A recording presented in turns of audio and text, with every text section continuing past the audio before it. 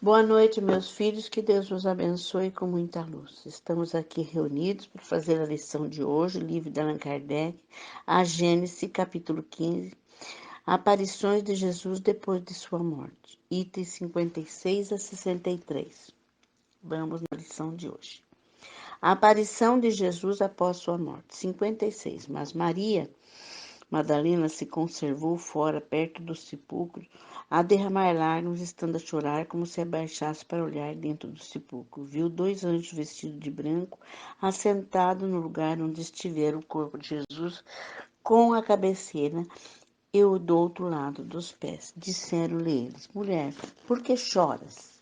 Ela respondeu: É que levaram meu Senhor e não sei onde puseram. Tendo dito isso, voltou-se e viu Jesus de pé, sem saber, entretanto, que fosse Jesus. Este então lhe disse: Mulher, por que choras? A quem procuras? E ela, pensando que fosse o jardineiro, lhe disse: Senhor, se fosse tu que o tirou, diz-me onde puseste, eu o levarei. Disse-lhe Jesus: Maria. Logo ela se voltou e disse: Rabboni, isto é, meu Senhor. Jesus respondeu: Não me toques, porquanto ainda não subi para meu Pai, mas vai ter com meus irmãos, dizer-lhe a minha parte. Subo a meu Pai, vosso Pai, meu Deus, vosso Deus. Maria Madalena foi então dizer aos discípulos que viram o Senhor e que esse lhe dissera aquelas coisas. João 20, versículo 11 a 18. 57. Naquele mesmo dia, indo 2 deles para um burgo chamado Emaús, diante de Jerusalém, 60 estádios falavam entre si de tudo o que passara. E aconteceu que, quando conversavam, discorriam sobre isso, Jesus lhes juntou e pôs a caminhar com eles. Seus olhos, porém, estavam tolhidos, a fim de que não o pudesse reconhecer. Ele disse: De que vinheis falando ao caminhar, porque estáis tão triste? E um deles, chamado Cleófas, tomando a palavra, disse: Será em Jerusalém o único estrangeiro que não sabe que aí passou por esses últimos dias? Que foi? Perguntou ele. Respondeu: A respeito de Jesus de Nazaré, que foi um poderoso profeta diante de Deus, diante de toda a gente, acerca de modo para que os príncipes dos sacerdotes, que os nossos senadores entregaram para ser condenado à morte e crucificaram. Ora, nós esperávamos fosse ele quem resgatasse Israel. No entanto, já estamos no 3º dia depois que tais coisas cederam. É certo que algumas mulheres que estavam conosco nos espantaram, pois que, tendo dito o seu sepulcro, antes de romper o dia, nos vieram dizer que os anjos mesmo lhe apareceram, dizendo que ele está vivo. Em algum dos nossos, tendo ido também ao sepulcro, encontraram todas as coisas conforme a mulher havia referido, mas quando ele não encontraram. Disse-lhe então Jesus: Os insensatos de coração tardo creem em tudo que os profetas lhes têm dito. Não era preciso que o Cristo sofresse todas essas coisas e que entrasse assim na sua glória? E a começar de Moisés, quando em seguida por todos os profetas lhe explicava que toda a escritura fora dito. Ao aproximar-se do burgo para onde se dirigiam, ele deu a mostra que ia mais longe. Os dois obrigaram a deter, dizendo: Fica conosco, que já é tarde e o dia está em declínio. Ele entrou com os dois, estando com eles à mesa, tomou o pão, abençoou e ele deu. Abriram-lhe ao mesmo tempo os olhos e ambos reconheceram. Ele, porém, desapareceu das vistas. Então disseram outros: Não é verdade que o vosso coração ardia dentro de nós, quando ele pelo caminho nos falava, explicando as Escrituras? E erguendo ao mesmo instante, voltaram Jesus e viram que os 11 apóstolos que continuavam com ele estavam reunidos. E diziam: O Senhor em verdade ressuscitou, apareceu Simão. Então também eles narram que lhe acontecera no caminho que tinha reconhecido ao partir o pão. Enquanto isso, confabulava Jesus, apresentou o meio dele e disse: Paz seja convosco, sou eu, não vos assusteis. Mas na perturbação e no medo que foram tomados, eles imaginaram estar vendo um espírito. E Jesus lhe disse: Por que vos perturbais? Por que levo tanto pensamento em vossos corações? Olhai as minhas mãos e para meus pés, reconhecerei que sou eu mesmo. Tocai e considerai que um espírito não tem carne, nem osso, nem vede que eu tenho. Dizendo isso, mostrou-lhe as mãos e os pés. Mas como eles ainda não acreditavam, tão transportados de alegria e de admiração, achavam ele, disse: Tendes aqui alguma coisa que se coma? Ele lhe apresentaram um pedaço de peixe assado e um favo de mel. Ele comeu diante deles, tomando o resto, ele deu, dizendo: Eis que estando ainda convosco, e vos dizia que era necessário que cumprisse tudo de mim, foi escrito na lei de Moisés, dos profetas e dos salmos. Ao mesmo tempo, lhe abriu o espírito a fim de entender essas escrituras, lhe disse: Assim que está escrito, assim era que fazia necessário que fosse Cristo ressuscitasse dentre os mortos, terceiro dia, que pregasse em seu nome a penitência e a remissão dos pecados em todas as nações, começar por Jerusalém. Ora, vós sois testemunha dessas coisas, vou enviar-vos o dom do meu Pai, o qual vos foi prometido, mas por enquanto permanecerei na cidade até que vos haja revisto de força do alto. Lucas 24, 13 a 49. 58. Ora, Tomé, um dos 12 apóstolos, chamado Dídimo, não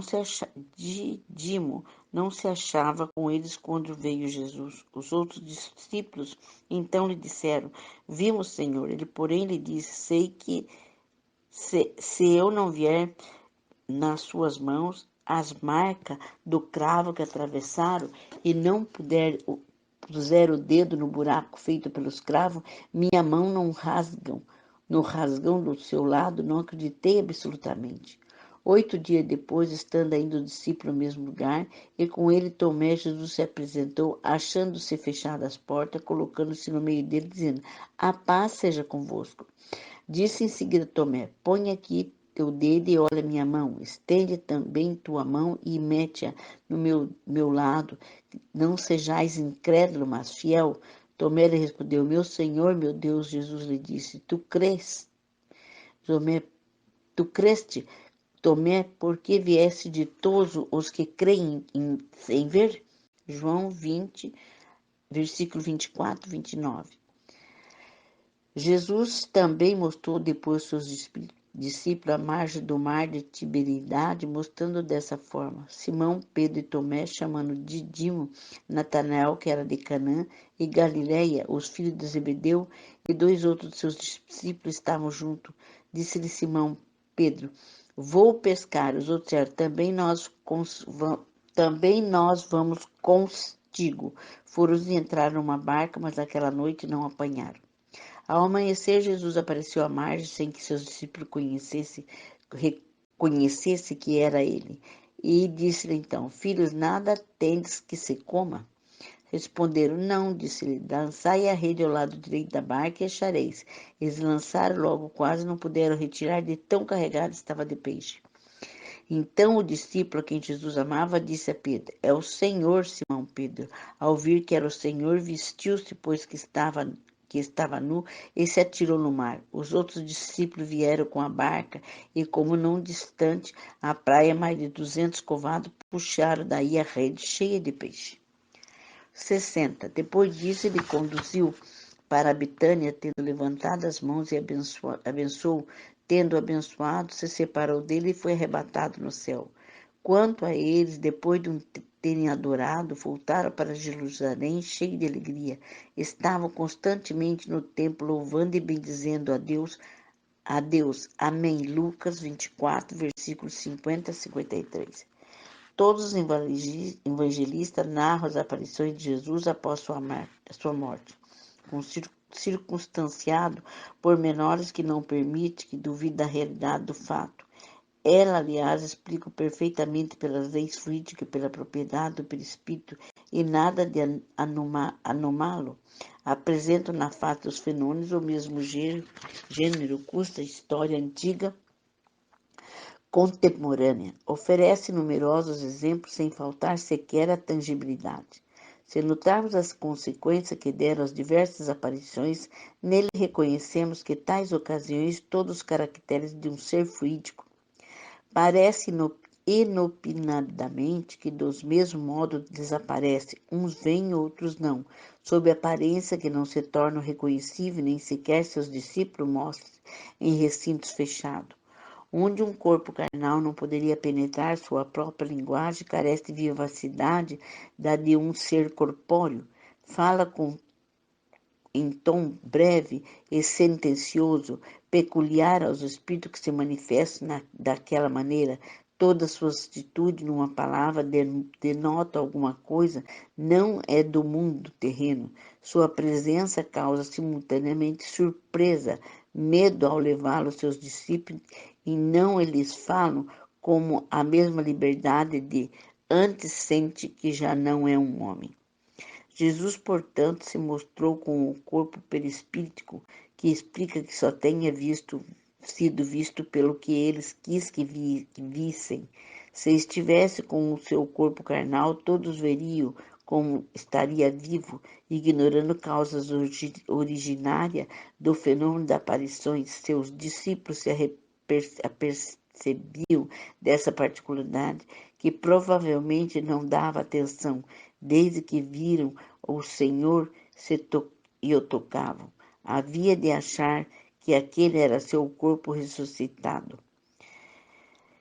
Capítulo 14, item 14, 35 e 38. 62. Ao passo que a incredulidade rejeita todos os fatos que Jesus produziu por terem uma aparência sobrenatural e os considera, sem exceção, lendário espiritismo da explicação natural, a maior parte desses fatos prova de possibilidade deles não só pela teoria das leis fluídicas, mas pela identidade que apresentam como análogo fotos produzidas por imensidade de pessoas não mais vulgares condições. Por serem, de certo modo, tais fatos do domínio público, eles não provam em princípio com relação à natureza excepcional de Jesus. 63. O maior milagre que Jesus operou, que verdadeiramente atesta superioridade, foi a revolução com seus ensinos produzia ao mundo malgrado da exiguidade dos seus meios de ação.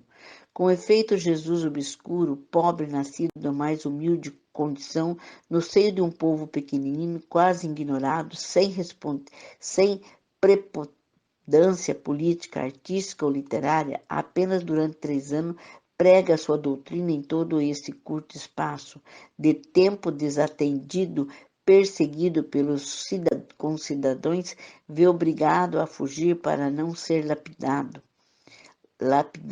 traído por um dos seus apóstolos, renegado por outro, abandonado por todos e no momento em que cai na mão dos seus inimigos. Só fazia o bem e isso não se opunha a obrigar a malevolência, e que dos próprios serviços que lhe prestava tirava o motivo para acusar. Condenado ao suplício que só os criminosos era infligido, morte ignorada pelo mundo, visto que a história naquela época nada diz a seu respeito. Nada, ele, sua palavra, bastou para regenerar o mundo, sua doutrina matou o paganismo onipotente e tornou-se facho da civilização, tinha contra a si tudo que causa de malogro das obras do homem, razão porque dissemos que a triunfo alcançado pelas suas doutrinas foi a maior dos seus milagres, ao mesmo tempo que prova que a divindade e a sua missão se uma vez do princípios sociais reinadores e fundados sobre o grupo futuro espiritual do homem, ele apenas houvesse legado à posterioridade de alguns fatos maravilhosos, talvez hoje mal se reconhecesse de nome. Bem, meus filhos, essa lição hoje está falando da aparição de Jesus após a morte, né?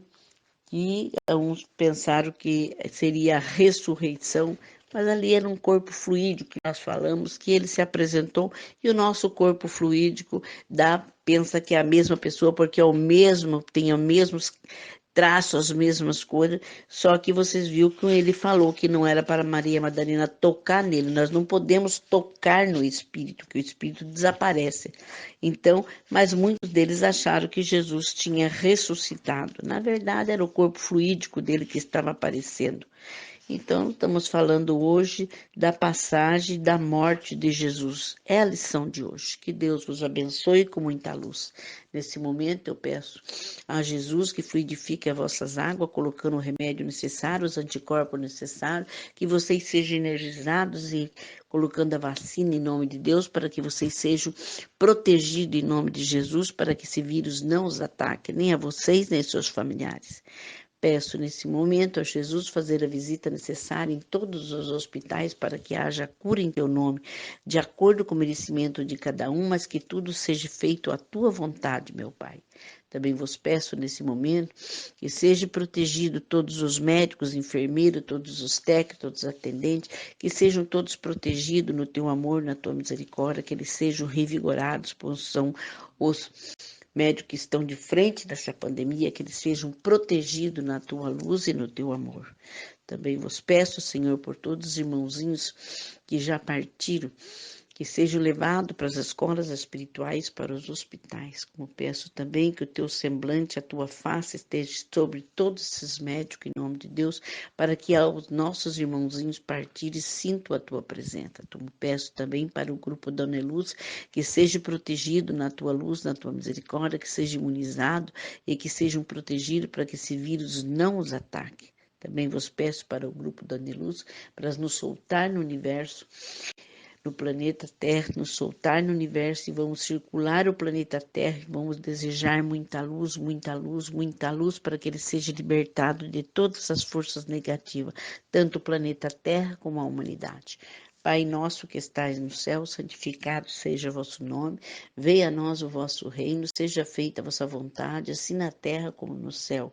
O pão nosso de cada dia nos dai hoje, perdoai as nossas ofensas, assim como nós perdoamos a quem nos tem ofendido, e não nos deixeis cair em tentação, mas livrai de todo mal, pelo vosso poder e a vossa glória, hoje e sempre. Amém. Aqui vai meu abraço a todos os meus filhos, que Deus os abençoe, que Deus os proteja, se cuide em nome de Jesus. Também vos peço aqui, Senhor, e também mando os meus filhos um beijo nos vossos corações, um abraço, que é o que deseja essa mãe que ama vocês muito. Boa noite a todos.